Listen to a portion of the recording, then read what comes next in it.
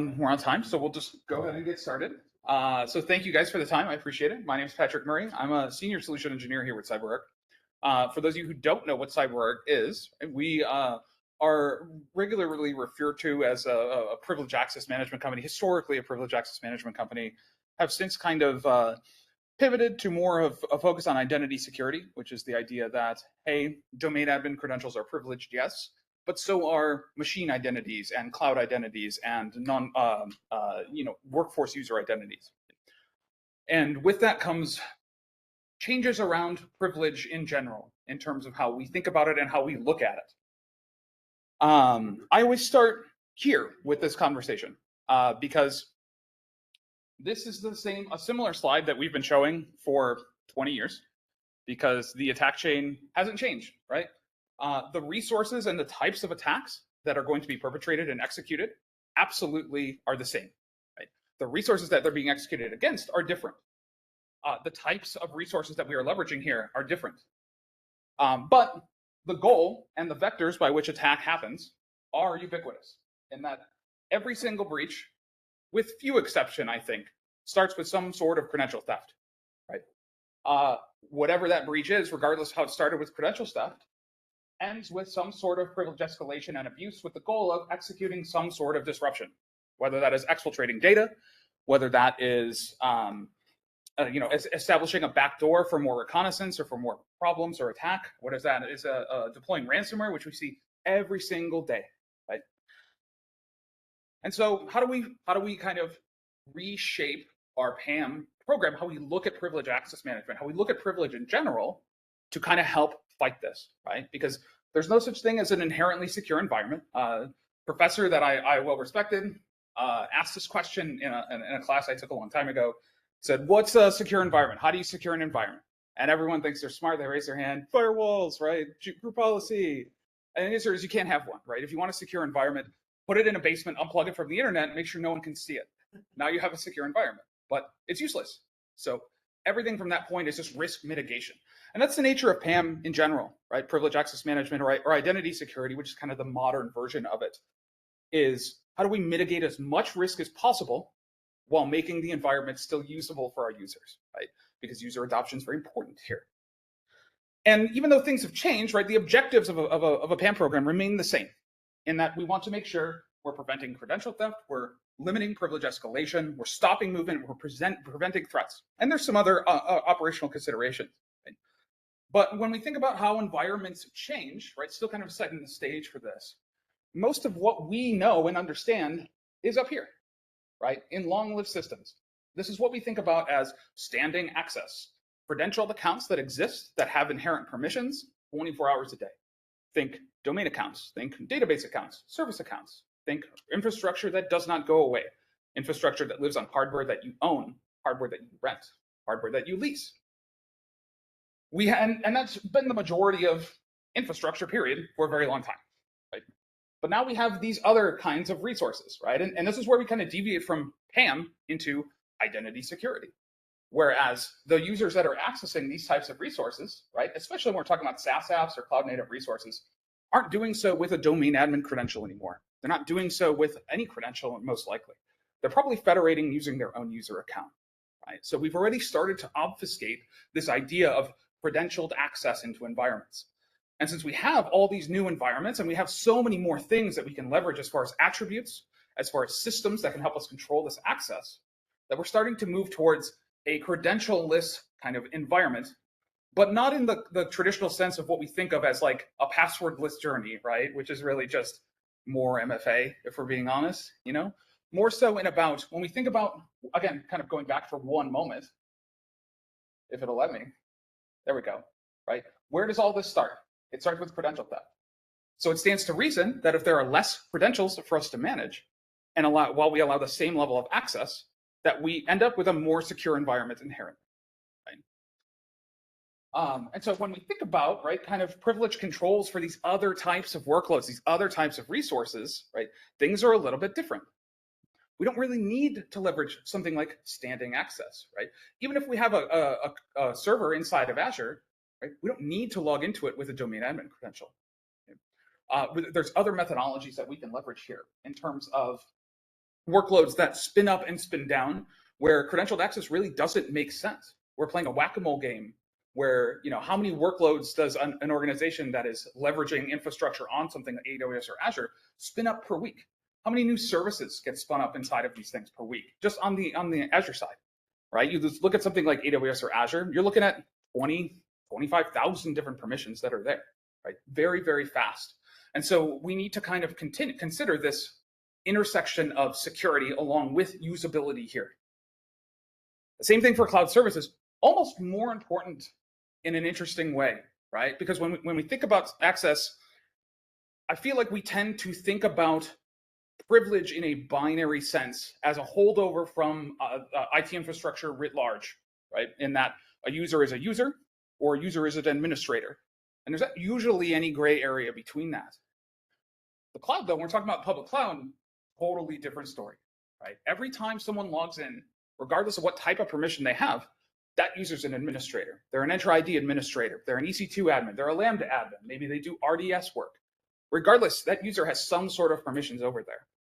And if we're having problems wrangling credentialed access for our regular accounts, well, then this seems helpless, right? Especially if we're in multiple clouds. How do we even begin to manage this? How do we even begin to protect against 40,000+ if you're using all three cloud credentials or all three cloud platforms, right? For however many people are in there.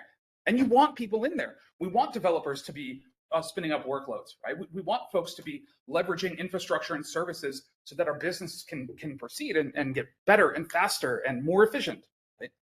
But we can't do so at the cost of security.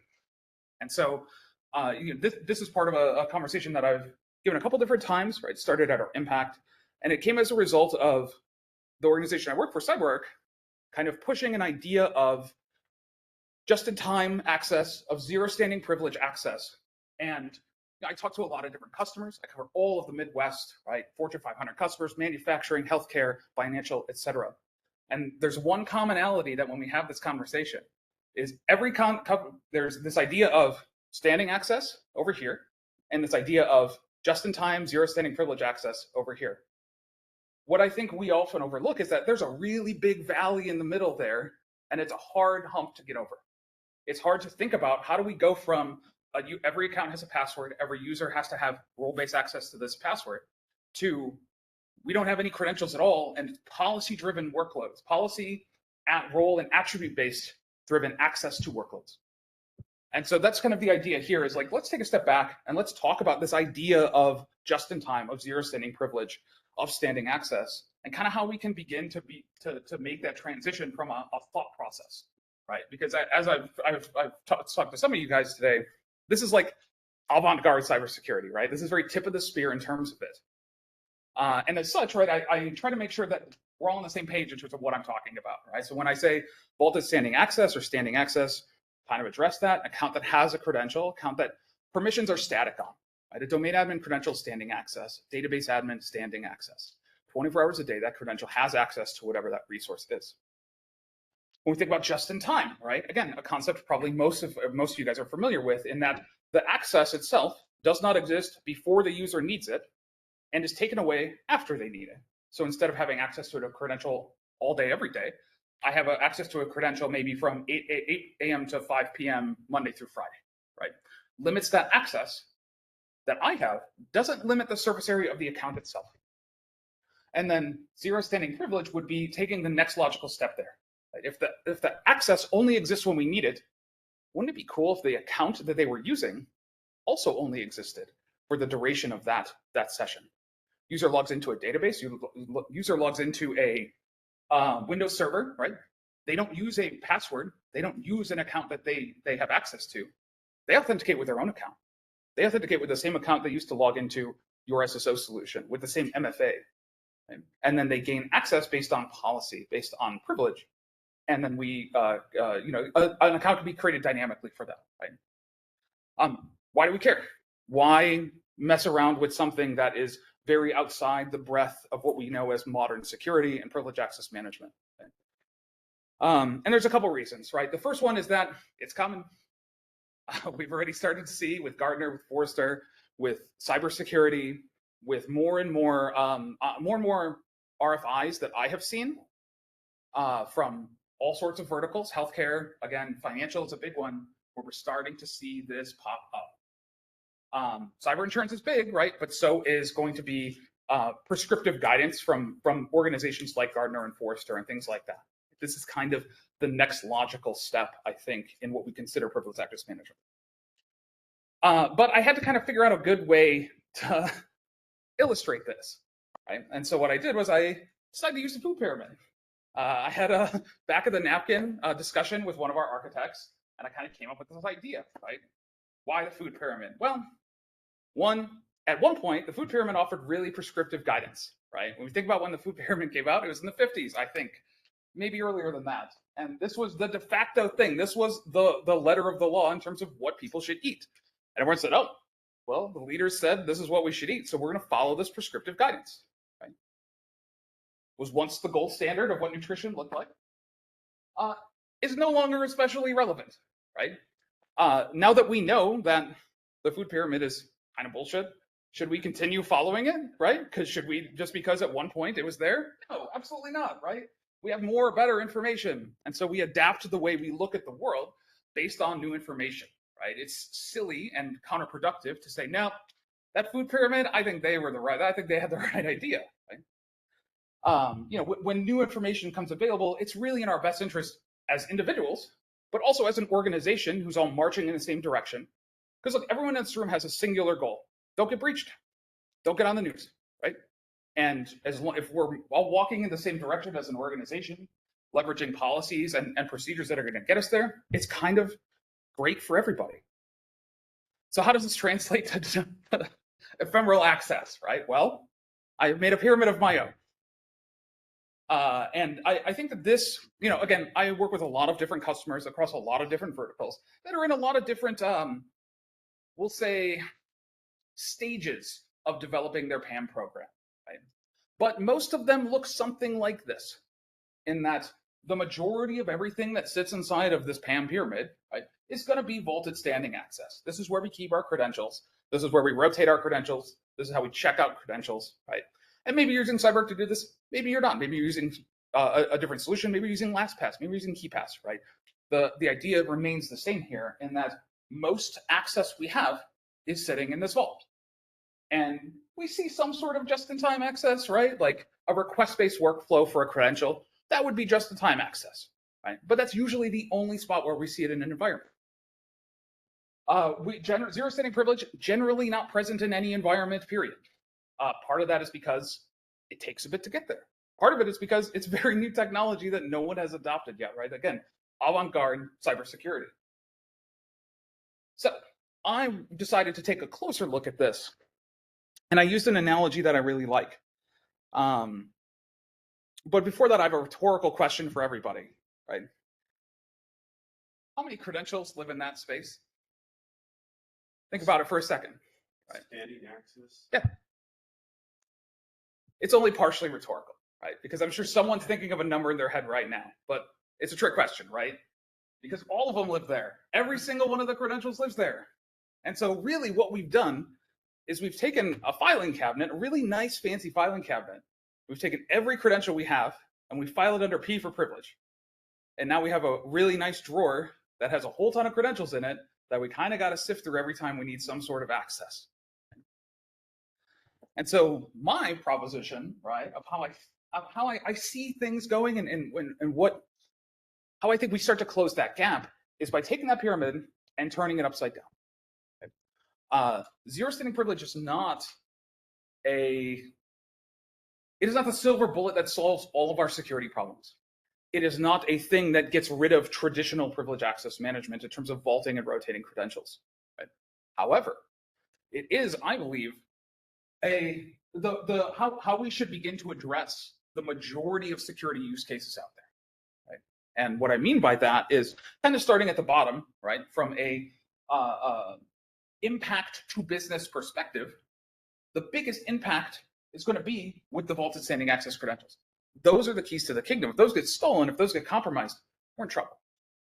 And so the need to put those in the vault, to have those be Fort Knoxed, to have access control be tightly controlled, to use privilege, some sort of session management that is auditing and recording those sessions, of paramount importance.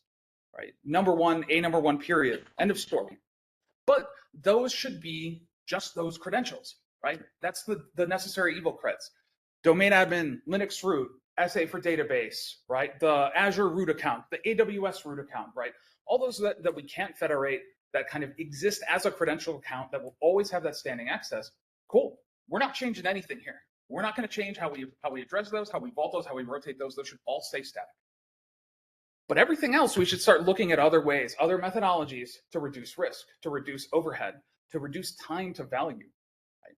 In terms of just-in-time access, we talked about this a little bit, and that's really straightforward. That can look as simple as something like my users need to submit a ServiceNow ticket to get access to a credential, right? Now we have an audit log of that.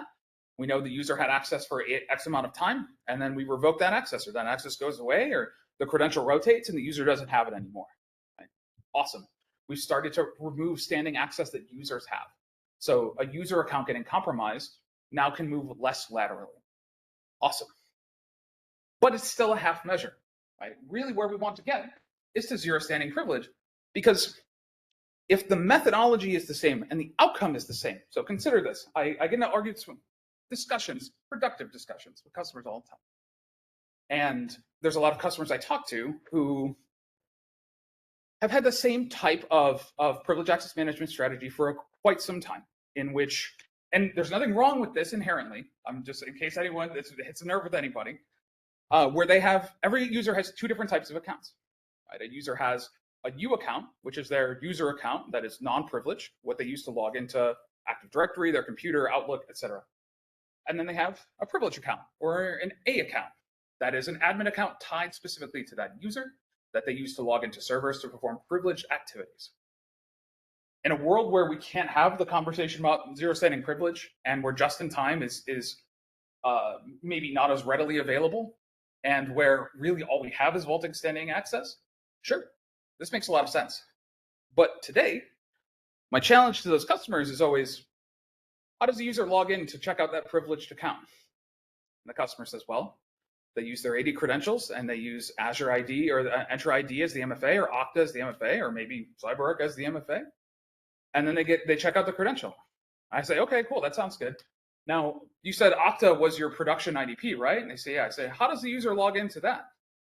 I say, well, they use their AD account and they answer an MFA challenge, and then they get access to the thing.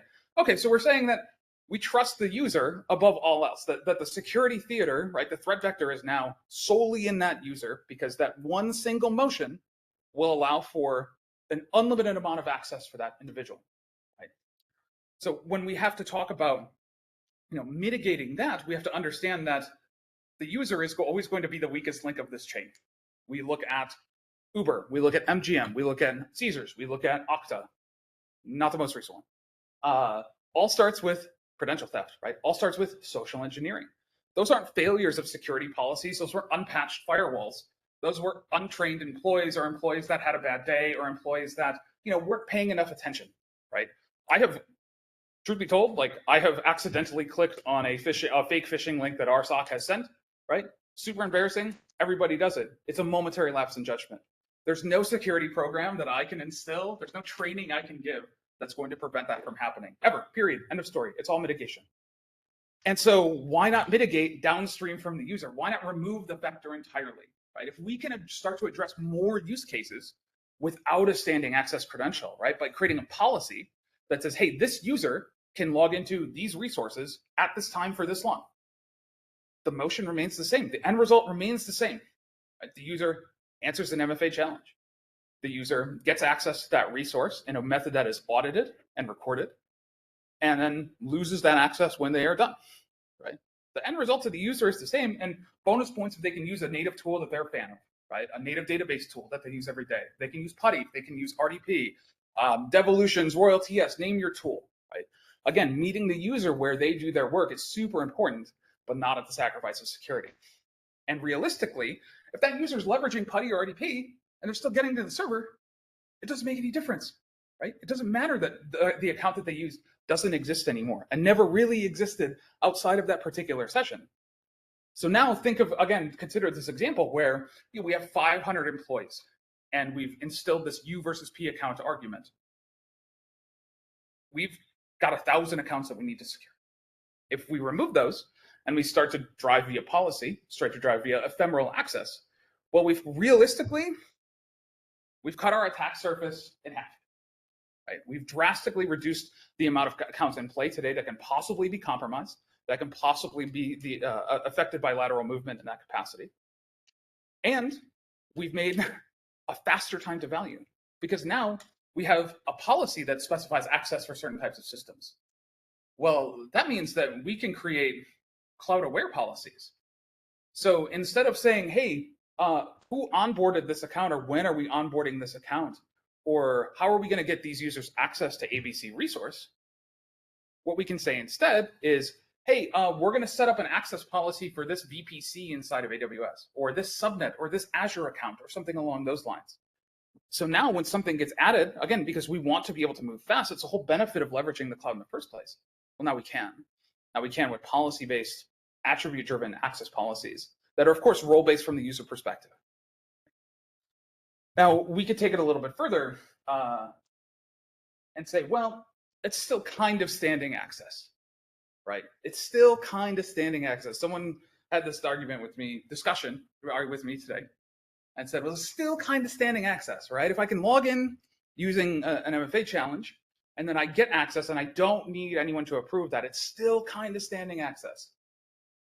Regrettably, he's kind of right, but we can do better, right? We can do, if we have the ability to create policies on the fly, then what we can do is take the ephemeral access the next step, right? Just-in-time access, yes, paramount. Ephemeral access for the account that just gets created just in time, yes, great. What if we had a process by which the policy only existed for the duration that we needed it to? Right? So now we have an approval workflow where there's no standing access. Say we integrate with ServiceNow, BMC Remedy, pick your ticketing system of choice. Right? Someone says, I need access to ABC resource. Okay, submit the ticket. Ticket goes through the process. Approver clicks approve. That policy gets created. The access is allowed. The ephemeral account gets created just in time.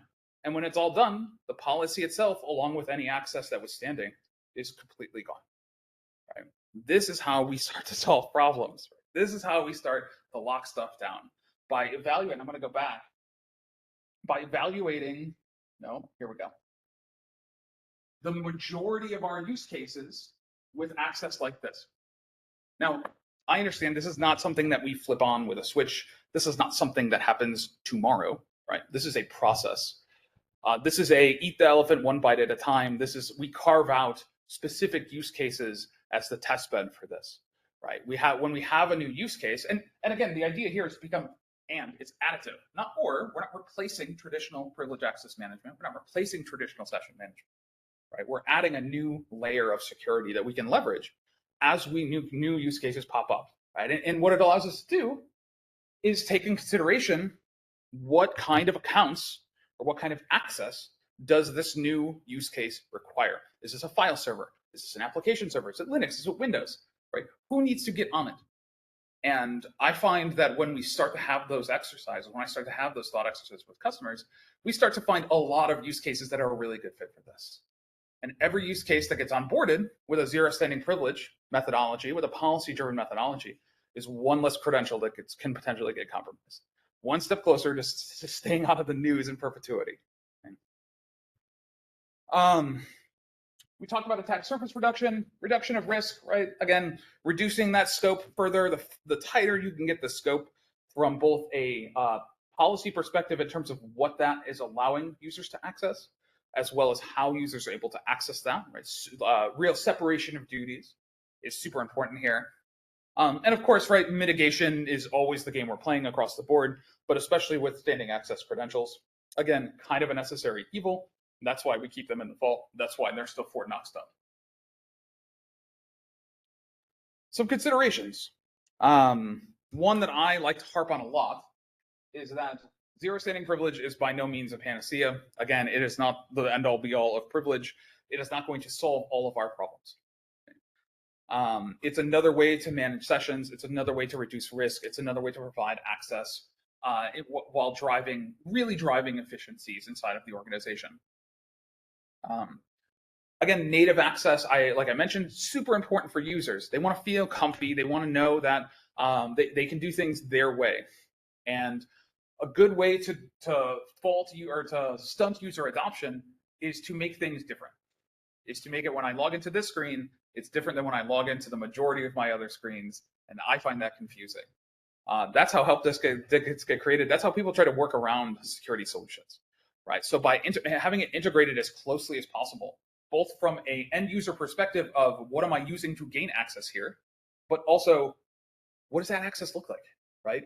Is it the same? I pull out my phone and I hit approve on the Azure piece that says the Azure Authenticator, right, or the Okta Authenticator, because that's super easy. And if that's the exact same thing that they have to do every day, you're not going to have any problems with adoption here, while also ensuring that every time someone needs to access something, they're going through an MFA challenge. Now, can we make that easier for users? Yeah, 100%.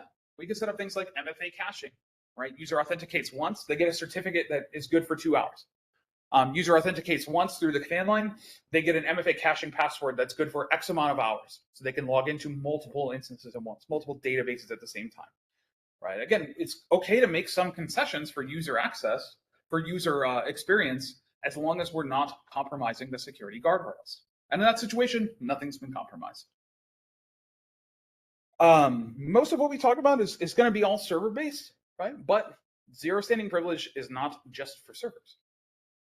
There are other technologies we can leverage it with, primarily databases. Leveraging this tech on databases is super, super important, super critical in terms of limiting that scope, right? We think about every database DBA I've ever seen is just a global database admin, right? They get added to the database administrators. There's very little separation of duties I have found in terms of database permissions.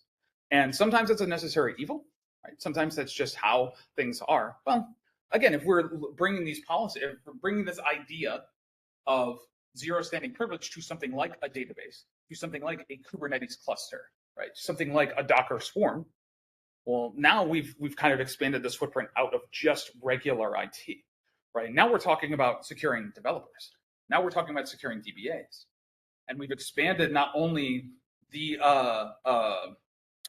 security footprint, yeah, sure, security footprint inside of the organization, but we further kind of reduce risk by taking these policies and ideas and spreading them to other facets where we generally don't see, like, when someone adopts PAM, right? Again, whether they're with us or someone else, who wants to guess what the first use case everyone does? Someone just shout it out. What do you think the first use case everyone does is when they first onboard PAM? There's no wrong answer, I promise. Admin? Yes, domain admin, right? That's number one. And then they do Linux admin, and then they do service accounts, and then they do local admin. And a lot of times databases fall by the wayside. And we'll have, the SA database account being rotated. But imagine a scenario where you have all your local admin accounts being rotated, but not the domain admin. That's the one that gets the exception. That's crazy, right? Like, we would never do that. That's what happens on a lot of databases that I see, at least. So again, being able to extend these ideas, this functionality to different aspects of infrastructure can be super important. And my favorite part about all this technology, again, whether it's ours or someone else's, is that it's generally lighter weight than your standard session manager, right? It's not a big, bulky RDS server. It's not taking up all this space in the data center, right? It's more modern technology. It's lighter weight from an infrastructure perspective, and it should be relatively simple to deploy, right? Keeping in mind that we're really just generally kind of creating these connectors out there to facilitate access to various parts of our infrastructure. Right, we'll have connectors in DC1 and DC2 inside of AWS, and that's how we can drive those attribute-driven policies by saying, hey, this connector that lives up in AWS, it's handling all access for this VPC. And we're going to put 3 of them up there for high availability to make sure that we can have hundreds and hundreds of users do this at the same time. Right? Oh, we need to spin more up? Cool. It should look like just deploying a script on a server, deploying an appliance from AMI, something along those lines. So kind of final-ish considerations. Finding a way to handle elevation is an interesting one. By which I mean, again, trying to step away from this, like I say in the second point, right?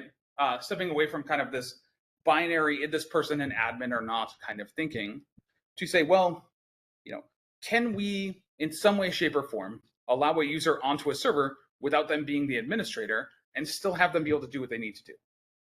Sometimes the answer is just yes, the user can just exist in normal user space.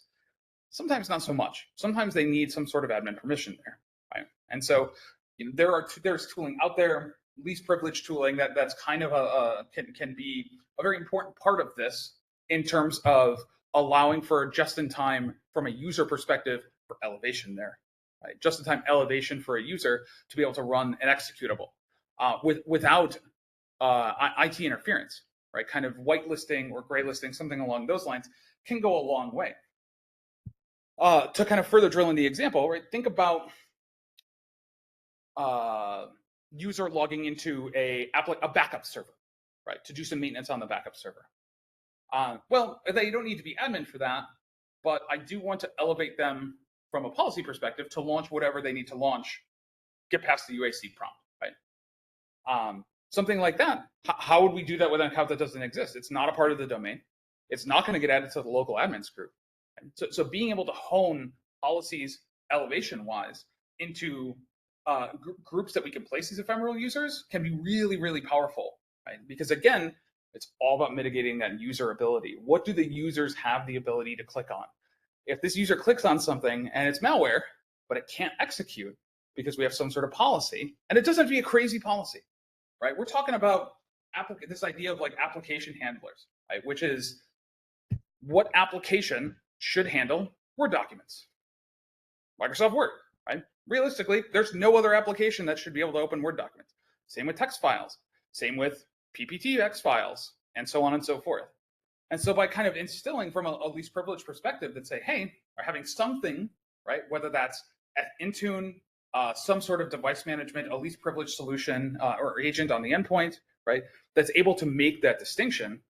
We don't really have to worry as much about users clicking on links. We definitely don't have to worry about them making as much damage or causing as much damage on a server by being an admin when they shouldn't be. I won't spend too much more time on the second one, right? Kind of, again, moving away from this kind of binary mindset. Is this person an admin? Is this person not? I think we kind of need to abstract that a little bit more now, especially when we're bringing cloud into the fold. And then I've kind of already harped this one to death, but meeting users at the halfway point, right? Allowing them to use native tools, native access, super, super important here. Again, we kind of want to drive adoption.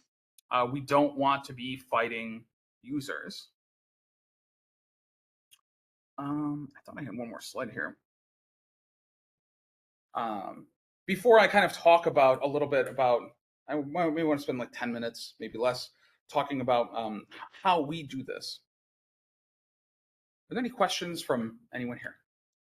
We've covered a lot in a very short amount of time. It's very new from an ideology perspective. I really, really like the phrase avant-garde cybersecurity. Does anyone have any questions for me?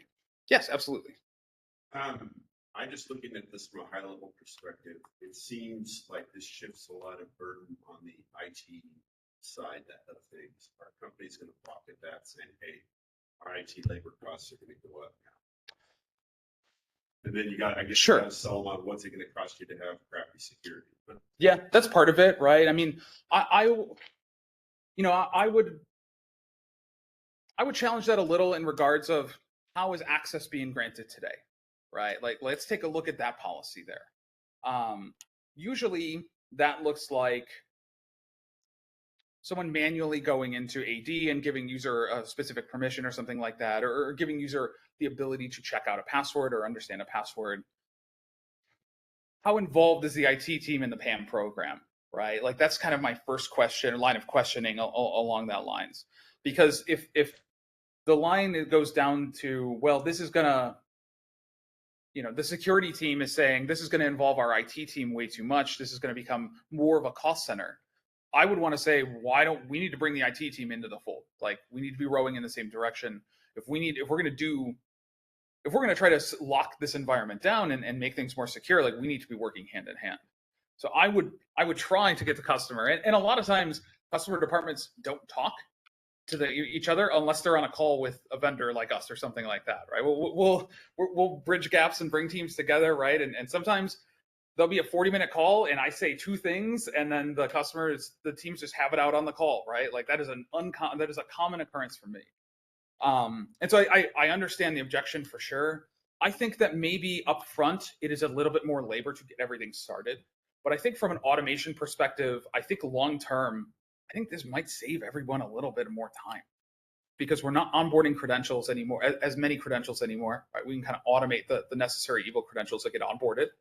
And then we can have automation around policies that gets created with roles for access that can be governed from Active Directory, can be governed from an IGA solution like a SailPoint to Savient, something like that. So I don't disagree with you, but I think long term we can make it. Well, I mean, it's not necessarily my position. I'm just saying you're going to get pushback. 100%, right? And that's kind of the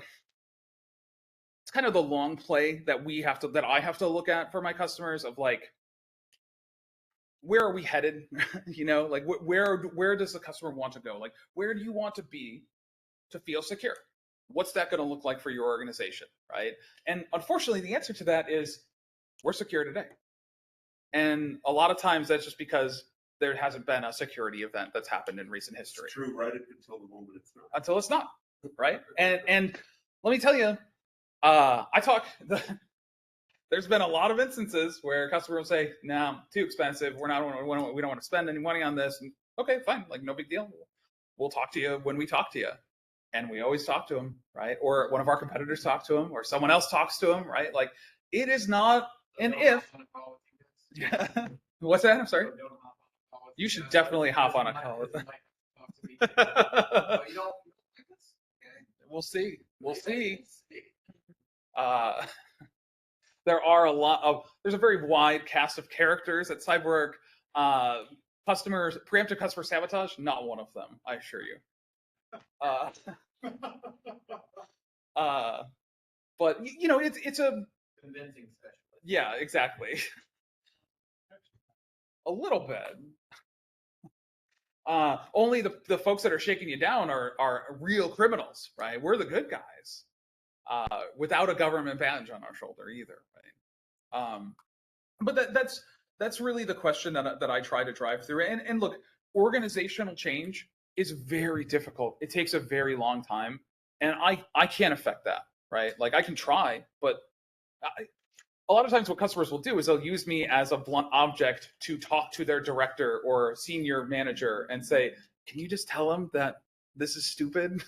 It's like, yeah, no, I can definitely do that. Absolutely. I kind of get paid to do that.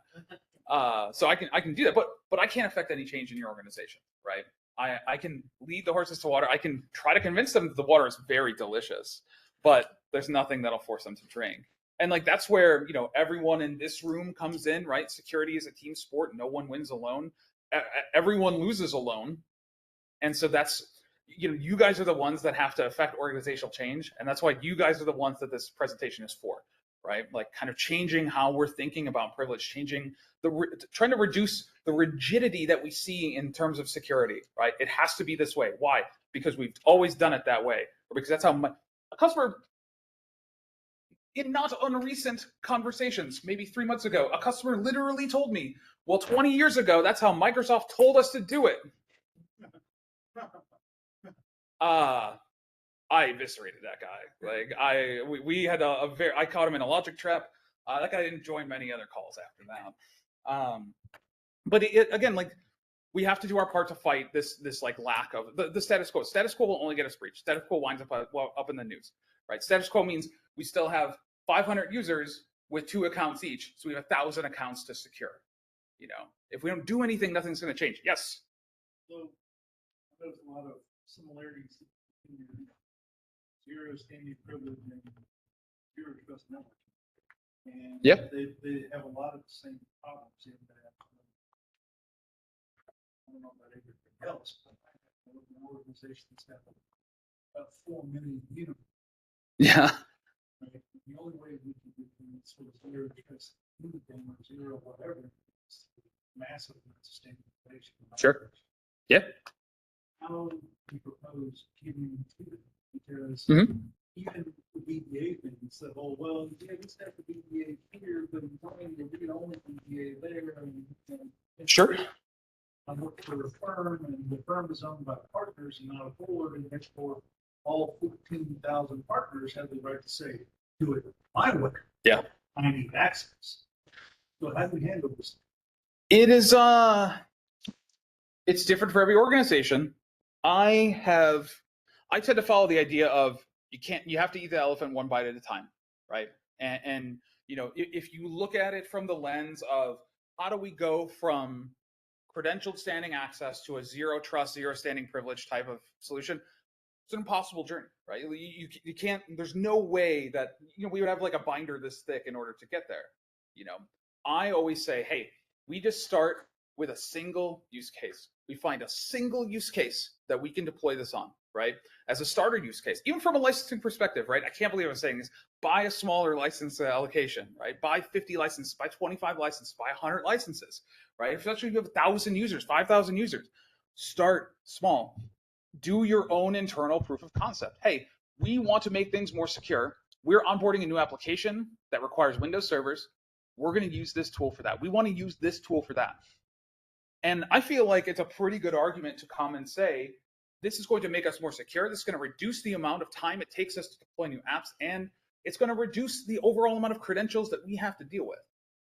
Like, that's a pretty compelling argument for this use case on a pretty moderate spend, right? We're talking probably under 10K to get started in something like this. And now you have this perfect, proved out, pruned, like a bonsai tree, right? That you can use as this model of success. And you know what happens? Other teams get whiffs of that. Other leaders get whiffs of that, and they say, well, I want that. I want that. That sounds really cool. Or they hear the user say, yeah, we changed our whole security process and I didn't even notice. Like, I got to enter an MFA once more often, right? But it's cool. You know, I mean, to use an anonymized customer story, right?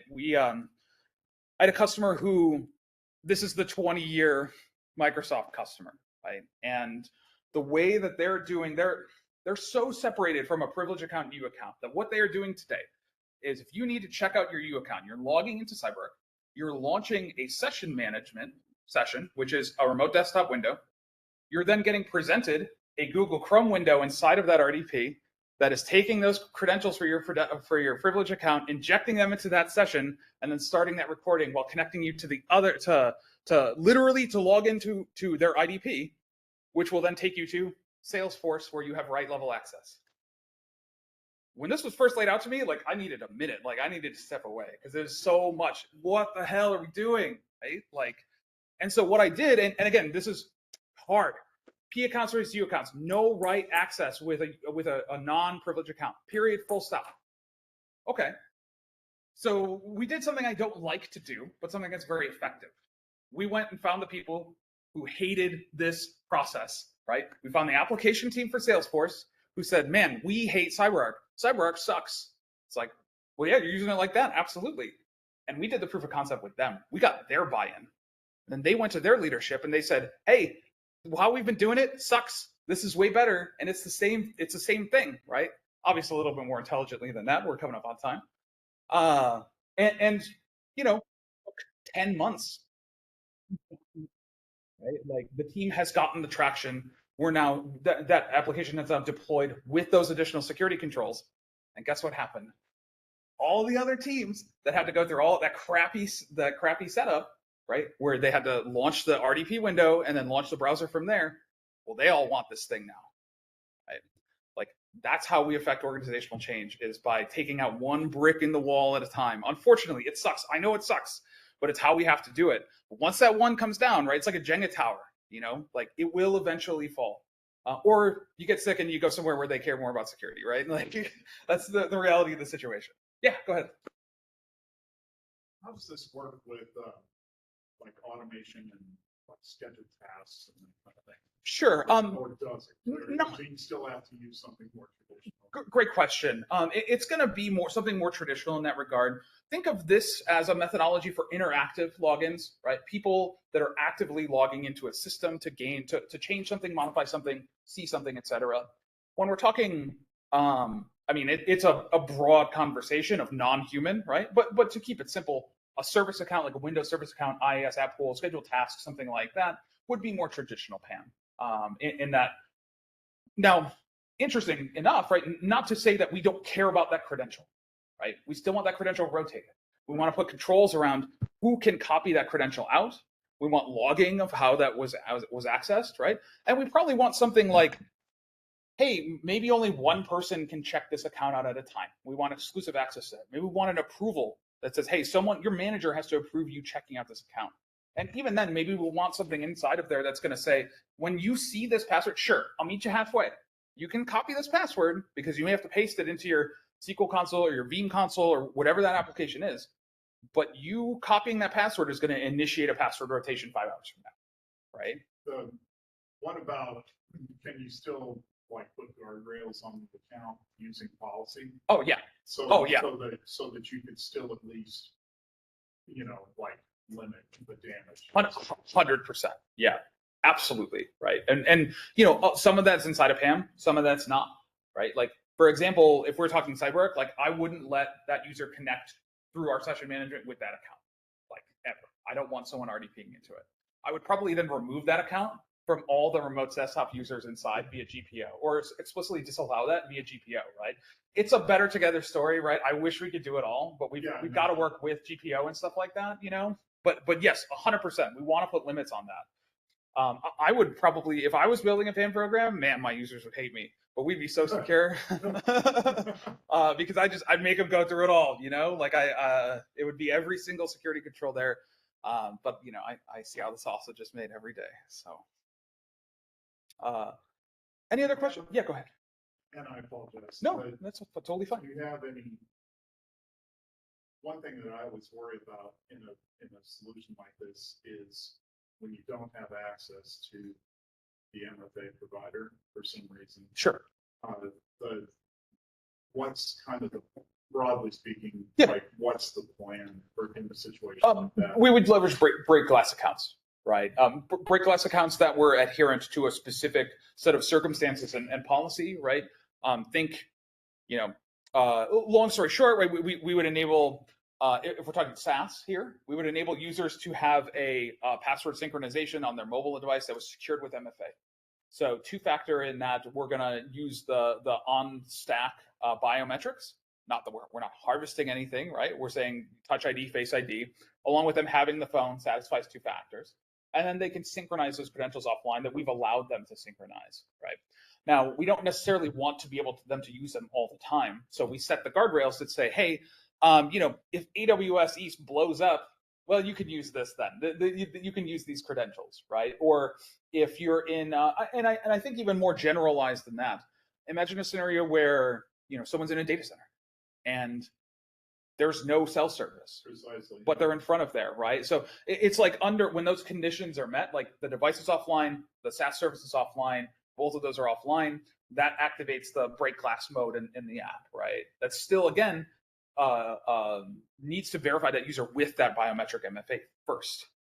Then they get access on the back end. And even then, only after, within that app, they've satisfied at some point that MFA challenge through whatever that MFA provider is, to then tie that app to their actual identity. So we have chain of custody all the way down. It's a good question. I think we have time for one more if anyone has any last questions. Otherwise, thank you all for your time. I greatly appreciate it. I hope you have a wonderful rest of your day and a wonderful rest of your conference.